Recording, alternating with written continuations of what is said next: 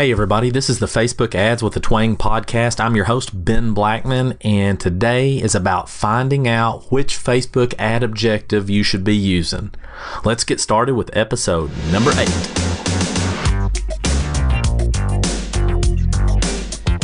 Facebook Ads with a Twang is dedicated to taking the often overcomplicated process of creating simple, successful Facebook ads, breaking them down step by step in less than 10 minutes at a time. Let's get started.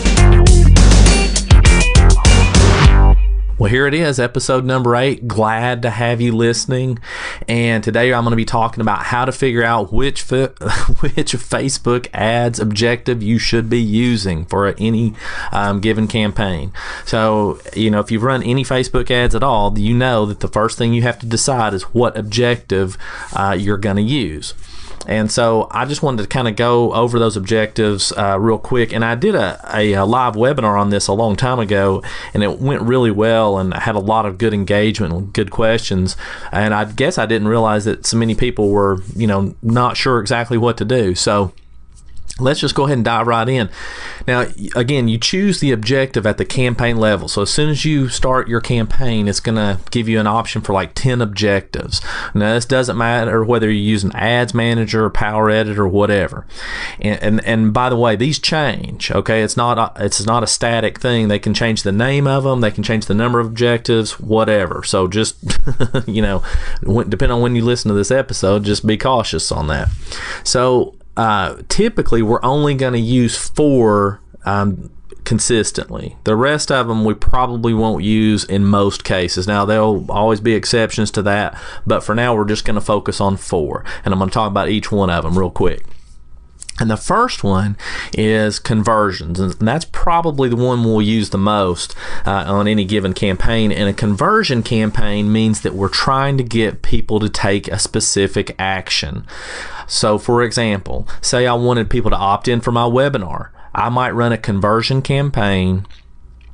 And so when people go to my landing page to sign up for the webinar, once they sign up, they go to another page, a thank you page, and now we would call that a conversion because they can't get to the thank you page unless they sign up. So they converted, right?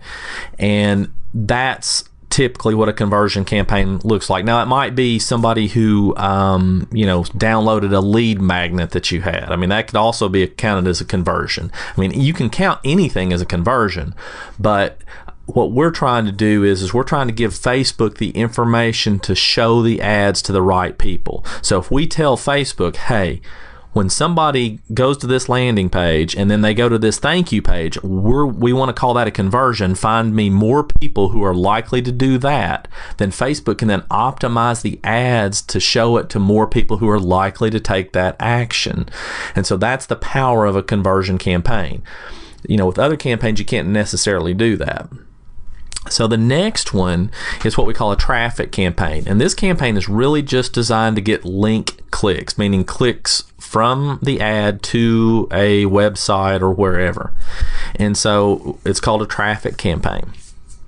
And this can be useful because sometimes you don't have a big enough audience to do a true conversion campaign. Like if the audience was just a few hundred people, Facebook can't, and you really wouldn't want them to, can't turn that into a conversion campaign because there's so few people, it's going to show the ads to everybody. So where else a traffic campaign might be useful is if you're just getting started, you haven't installed the Facebook Pixel, you're trying to get some traffic to your website or whatever and see how that goes, then a traffic campaign might be perfect for you, because on a conversion campaign you have to have the Facebook Pixel installed. If you don't have the Facebook Pixel installed and you don't know how to install the conversion part of it, then that's not going to work for you. You need to learn how to do that. But if you don't know it right this second, that's okay. You can still run a traffic campaign.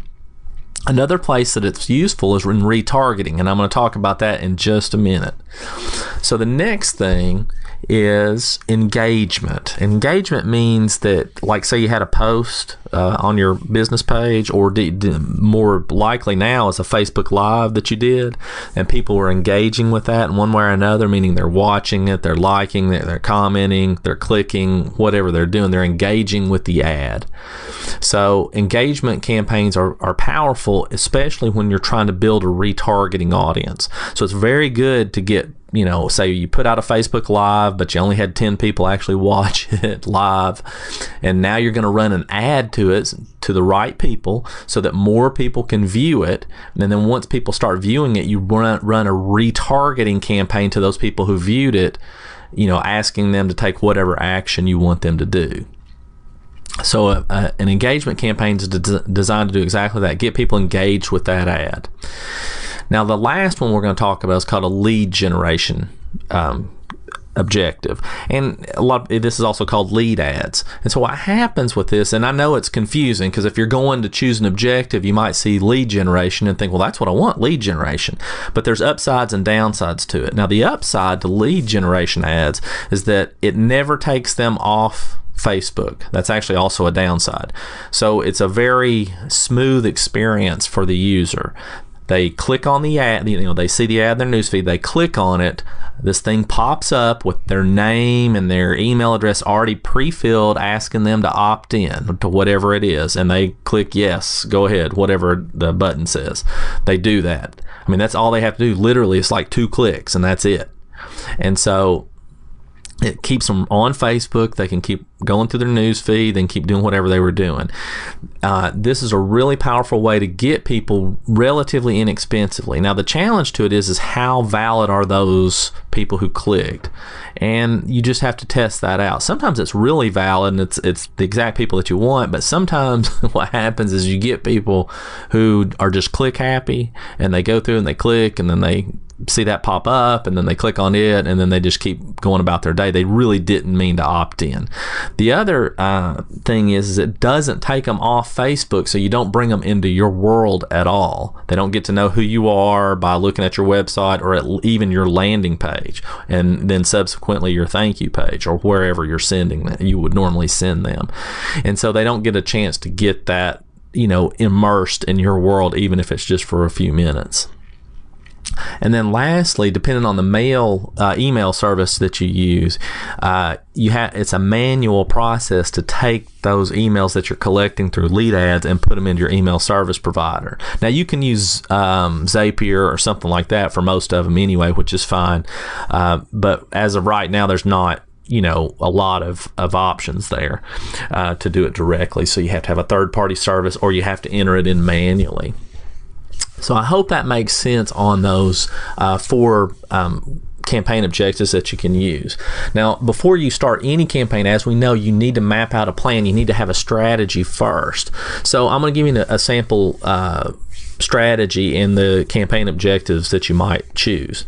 So let's just say that you're trying to get people to opt in to your lead magnet, right? And then once they've opted into the lead magnet, you're wanting to then get them to buy an upsell, like to buy some kind of low price product that you have.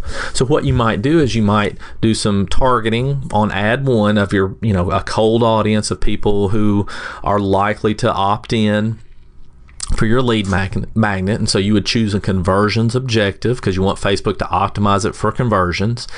And then once people converted, you create an audience, a retargeting audience, and you run an ad number 2 to the retargeting audience with the objective of traffic.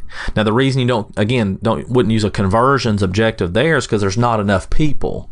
All right, unless you're just having many thousands of people come through, which would be amazing.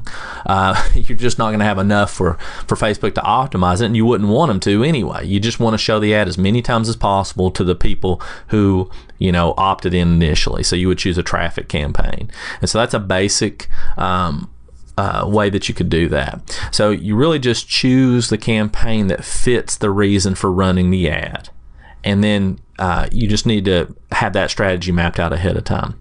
So I hope that all made sense. Listen, if you want to know more about Facebook ads and how to use Facebook funnels for Facebook and everything, go to my closed Facebook group, Funnel Strategies for Facebook. The link will be in the show notes. We'll be glad to have you there. I answer questions there and whatever you need. Or you can email me, superman@onefocusmarketing.com. And again, that's superman@onefocusmarketing.com. advertising.com, and I'll be glad to answer your question right away. Thanks so much, and I'll see you next time.